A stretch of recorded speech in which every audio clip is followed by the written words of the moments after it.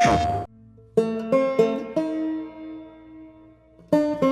The Last of Us Part 2, we're hoping to create a story that makes a commentary about the cycle of violence and how acts can beget other acts and show all the different aspects that can come out of it. Not necessarily good or bad, just the different consequences of one's actions. I'm gonna find, and I'm gonna kill every last one of them.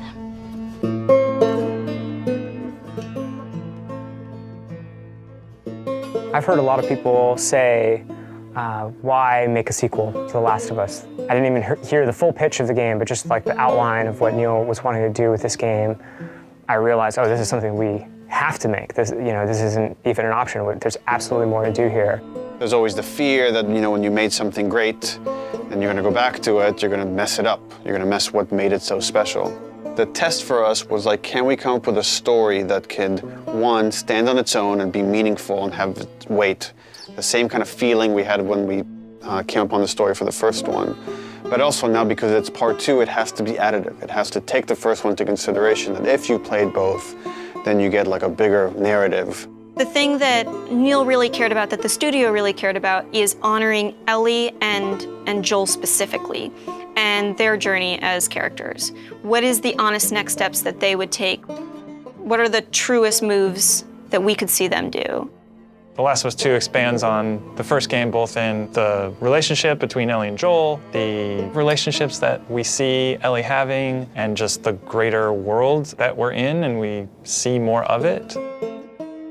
It's a genre story about this infection that turns people into these crazy monster-like humanoids. The core of it is about these really intimate, intense relationships.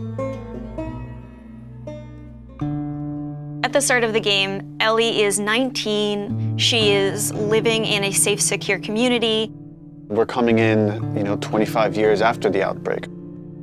And you, as Ellie, live in Jackson, which is this kind of somewhat tranquil town in this really messed up reality. She has real community now. She has people who love and care for her, willing to sacrifice for her. Joel is also very settled down. He's now part of a town. He's no longer a smuggler.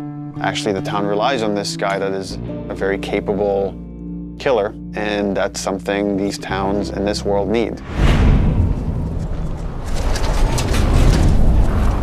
Dina, where are you? And then Jackson and Ellie are shaken by a violent event.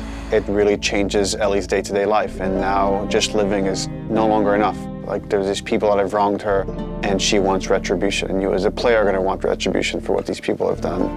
And then you go off on this journey that leads you to Seattle, where now you're like stuck in the city that has these warring factions, and they're both fighting over the spoils of Seattle, and you're stuck there in the middle looking for this very specific group that has wronged you. And that's the concept of the story. And then it takes you on all sorts of twists and turns in Naughty Dog fashion. I know even within the studio, we've had a lot of philosophical arguments about some of the events and what happens in the game, and I think in this one might be more divisive than the first game in a very kind of exciting way that I think it raises those interesting philosophical questions and asks the players to interpret some of the material that's there and see where they stand on those questions.